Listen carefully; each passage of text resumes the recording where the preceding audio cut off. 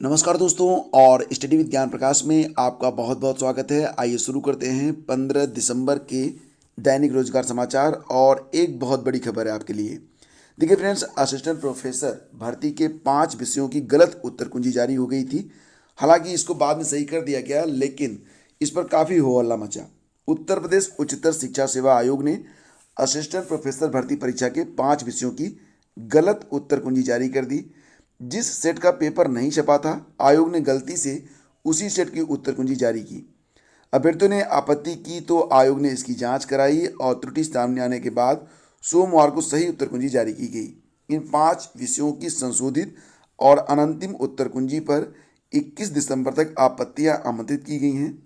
प्रदेश के अशासकीय महाविद्यालयों में विज्ञापन संख्या 50 के तहत कुल 2002 पदों पर भर्ती के लिए 3 चरणों में लिखित परीक्षा आयोजित की गई थी। आयोग ने 10 दिसंबर को सभी 47 विषयों की अनंतिम उत्तर कुंजी जारी करते हुए अभ्यर्थियों से 18 दिसंबर तक आपत्तियां आमंत्रित की थी। इनमें से 5 विषय हिंदी, एशियन कल्चर, भूगर्भ विज्ञान, कीट विज्ञान और आनुवांशिक और पादप प्रजनन विषयों की गलत उत्तर कुंजी जारी कर दी गई थी। अभ्यर्थियों की आपत्ति के बाद आयोग ने इन 5 विषयों की संशोधित अनंतिम उत्तर कुंजी जारी करते हुए 21 दिसंबर तक अब आपत्तियां मांगी हैं। एक्चुअली में हुआ क्या था, पूरा मामला यह था कि आयोग ने विशेषज्ञों से 3 सेट में पेपर तैयार कराए थे और इनमें से एक सेट छापने के लिए भेजा था। विशेषज्ञों ने 3 सेट की अलग अलग उत्तर कुंजी तैयार कराई गई थी। प्रक्रिया गोपनीय होने के कारण आयोग के अफसरों को भी नहीं मालूम होता है कि किस सेट का पेपर छप रहा है और उसकी उत्तर कुंजी कौन सी है। उत्तर कुंजी को एक बंद लिफाफे में रख दिया जाता है। इन 5 विषयों की उत्तर कुंजी गलत लिफाफे में रख दी गई और परीक्षा के बाद जो उत्तर कुंजी जारी की गई वह दूसरे सेट की थी और उस सेट का पेपर छपा ही नहीं था। तो ये पूरा मैटर था। हालांकि अब इसको सुधार लिया गया है।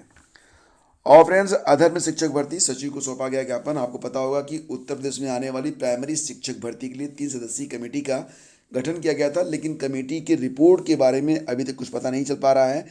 और अभी जो प्राइमरी शिक्षक भर्ती है उसका विज्ञापन कब तक जारी होगा, इसके बारे में भी कुछ सही न्यूज़ नहीं मिल रही थी। तो इस पर जो अभ्यर्थी हैं, जो चाहते हैं कि यथाशीघ्र शिक्षक भर्ती का विज्ञापन जारी हो, उन लोगों ने सचिव से मुलाकात करी है।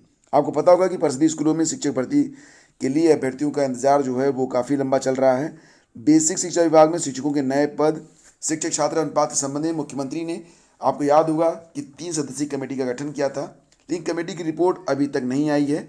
मंगलवार को एक प्रतिनिधि मंडल बेसिक शिक्षा सचिव से मिला और ज्ञापन दिया। प्रतिनिधिमंडल का नेतृत्व कर रहे पंकज मिश्रा ने बताया कि प्रतिनिधिमंडल ने बेसिक शिक्षा कार्यालय में अफसरों से मिलकर 3 सदस्यीय कमेटी की रिपोर्ट के बारे में जानकारी दी। उनका दावा है कि अफसरों ने जल्दी रिपोर्ट प्रस्तुत करने का हवाला दिया है। तो रिपोर्ट जल्द आएगी, ये बात कही जा रही है। अभ्यर्थियों ने कहा कि विधानसभा चुनाव आचार संहिता में कुछ दिन शेष हैं। प्रशिक्षुओं को जैसा अंदेशा था वही हो रहा है। पहले 28 नवंबर को यूपी टेट का रद्द होना, उसके पश्चात यूपी टेट की देरी से कराना, यह साफ जाहिर करता है कि प्रदेश सरकार नई प्राथमिक शिक्षक भर्ती नहीं कराना चाहती है। अगर सरकार भर्तियां नहीं दे सकती है तो साल भर और या साल दर साल प्रशिक्षण क्यों करा रही है। करीब 8-10 लाख प्रशिक्षित टीटी और सीटीटी पास आउट हैं जो कि शिक्षक भर्ती का इंतजार कर रहे हैं। और वहीं पे फ्रेंड्स, 19 को होने जा रही है और अभियंता भर्ती की लिखित परीक्षा यूपी ट्रिपल एससी के माध्यम से। इसके जो एडमिट कार्ड हैं जारी कर दिए गए हैं। 68 परीक्षा केंद्रों पर 43,000 अभ्यर्थी परीक्षा में शामिल होंगे। जो लिखित परीक्षा होगी ये 2 पालियों में होगी, 10 से 12 और 3 से 5 तक। और एडमिट कार्ड पर आपको पूरी जानकारी मिल जाएगी अगर आप इस परीक्षा में शामिल हो रहे हैं।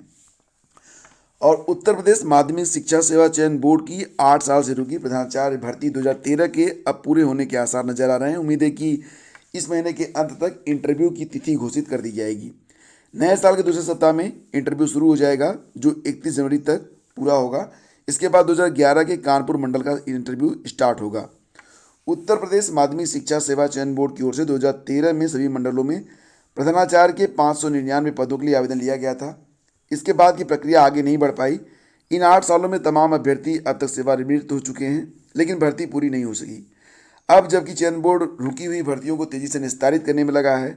बोर्ड के उप सचिव और परीक्षा नियंत्रक नवल किशोर ने बताया कि इंटरव्यू की प्रक्रिया 31 जनवरी से पहले पूरी करनी है। तो ये एक अच्छी खबर है, लेकिन बहुत सारे लोग इसी भर्ती के इंतजार में रिटायर तक हो चुके हैं। और वहीं पर उत्तर प्रदेश लोक सेवा आयोग ने कई प्रमुख परीक्षाओं की उत्तर कुंजी जारी नहीं की तो अंतिम चयन परिणाम जारी कर दिए। पीसीएस, आरओ जैसी प्रमुख परीक्षाएं शामिल हैं। आयोग की 29 अगस्त 2014 को हुई बैठक में निर्णय लिया गया था कि प्रारंभिक परीक्षा के बाद उत्तर पत्रकों की स्कैनिंग होने पर चारों सीरीज की उत्तर कुंजी जारी की जाए। आपत्तियों का निस्तारण होने के बाद परिणाम घोषित कर अंतिम उत्तर कुंजी जारी की जाए। प्रतियोगी छात्र संघर्ष समिति के अध्यक्ष अवनीश पांडे का कहना है कि आयोग अपने नियम को नहीं मान रहा है और अंतिम उत्तर कुंजी को जारी न करना, इससे अभ्यर्थी ये गेस नहीं कर पाते हैं कि वे कितने अंकों से अपने चयन से पीछे रह गए हैं।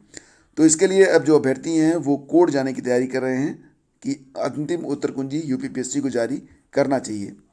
इलाहाबाद शिक्षक भर्ती के बारे में बात करें तो 22 दिसंबर से इंटरव्यू स्टार्ट हो रहे हैं। इलाहाबाद विश्वविद्यालय में शिक्षकों के रिक्त पदों पर भर्ती के लिए इंटरव्यू 22 दिसंबर से स्टार्ट होगा। शुरुआत व्यवहार और संज्ञानात्मक केंद्र यानी कि सीबीएस से हो रहा है, सीबीसीएस से हो रहा है।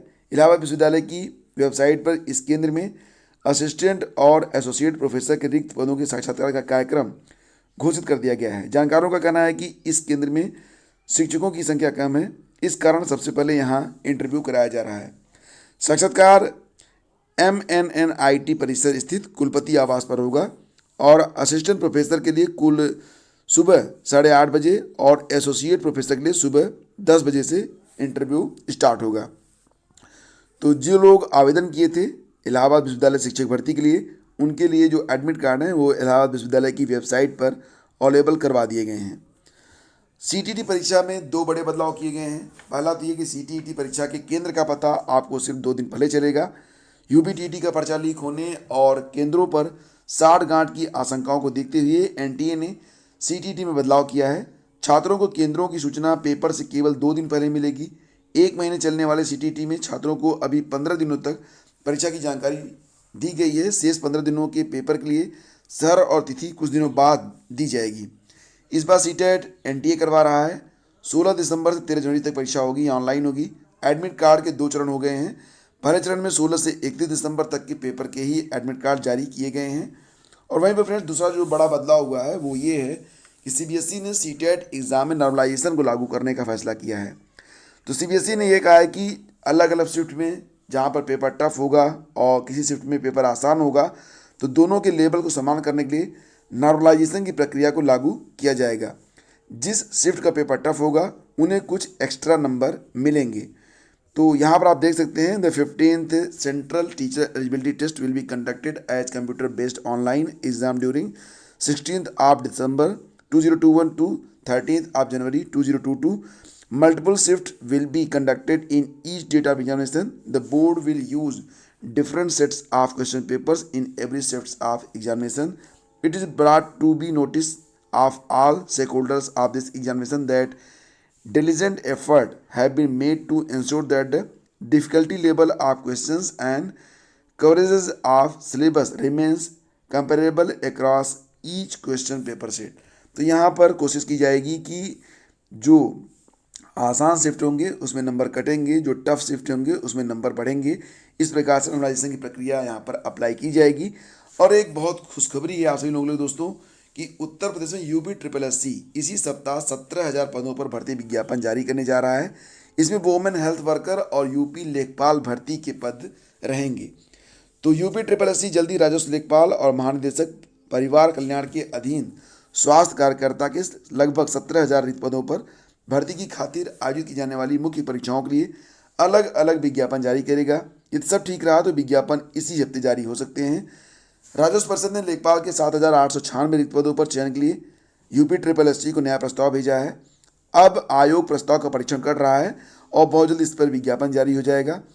स्वास्थ्य कार्यकर्ता महिला के रिक्त 9,212 पदों पर भर्ती के लिए महानिदेशक परिवार कल्याण विभाग की ओर से भेजे गए भर्ती प्रस्ताव का आयोग परीक्षण कर चुका है और इसका भी विज्ञापन इसी हफ्ते जारी करने की बात आ रही है। कुल मिला के देखा जाए तो लगभग 17,000 पदों पर भर्ती विज्ञापन बस एकाध सप्ताह में जारी हो जाएगा। और देखिए फ्रेंड्स, आपके लिए एक बहुत बड़ी खबर, जनवरी के दूसरे सप्ताह में चुनाव की घोषणा संभव है। मतलब ये कि जो चुनाव आचार संहिता है वो जनवरी के दूसरे सप्ताह में लग सकती है। तो चुनाव आयोग उत्तर प्रदेश में पिछले विधानसभा चुनाव की तरह 7 से 8 चरण में चुनाव करा सकता है। आयोग की योजना जनवरी के दूसरे सप्ताह में चुनाव कार्यक्रम की घोषणा करने की है। उत्तर प्रदेश, उत्तराखंड, पंजाब सहित 5 राज्यों में फरवरी मार्च में विधानसभा चुनाव होने हैं। आयोग की टीम बुधवार से चुनावी राज्यों का दौरा करेगी।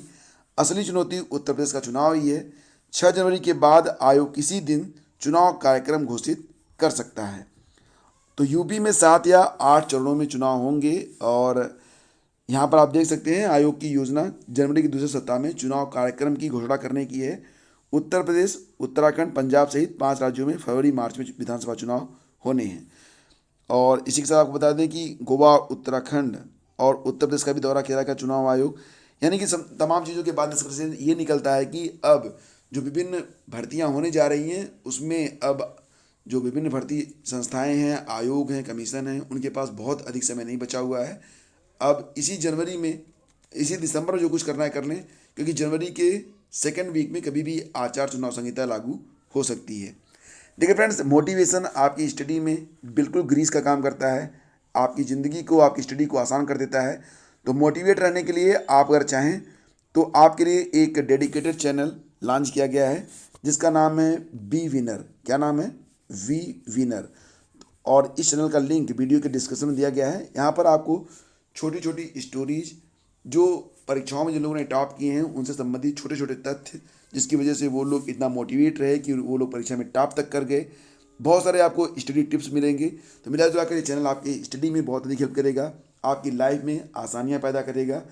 चैनल को सब्सक्राइब करने के लिए वीडियो का डिस्क्रिप्शन चेक कर लेना, वहाँ पर लिंक आपको मिल जाएगा। पूरा वीडियो देखने के लिए आपका बहुत बहुत धन्यवाद। Have a great day. Thank you so much.